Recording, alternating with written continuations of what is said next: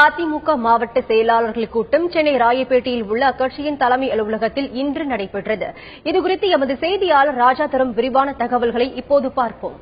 மாவட்ட செயலாளர்கள் கூட்டம் சென்னையில் உள்ள அக்கட்சியினுடைய தலைமை அலுவலகத்தில் தொடங்கி தற்பொழுது முடிந்துள்ளது. அக்கட்சியினுடைய கொள்கை பரப்பு செயலாளர் தம்பிதுரை தலைமையில் இந்த கூட்டம் நடைபெற்றதாக கூறப்படுகிறது. அஇஅதிமுகவில் மொத்தம் அமைப்பு சார்பாக 50 மாவட்டங்கள் உள்ளன.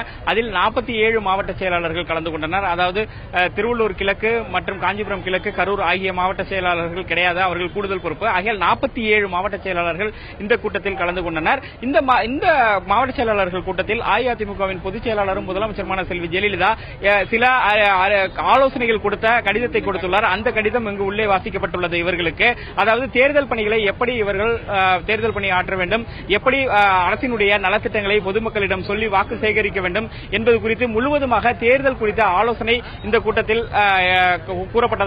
ஆலோசிக்கப்பட்டதாக தெரிகிறது. அதோடு மட்டுமல்லாமல் வரும் 9ஆம் தேதியிலிருந்து அதிமுக பொதுச் செயலாளர் செல்வி ஜெயலலிதா பிரச்சாரத்தை தொடங்க உள்ளார். அந்த பிரச்சாரத்திற்கு எப்படியெல்லாம் ஏற்பாடுகள் செய்ய வேண்டும், பிரச்சாரத்தின் போது எது போன்ற நடைமுறைகள் மேற்கொள்ள வேண்டும் என்பது குறித்தும் விரிவாக பேசப்பட்டுள்ளது.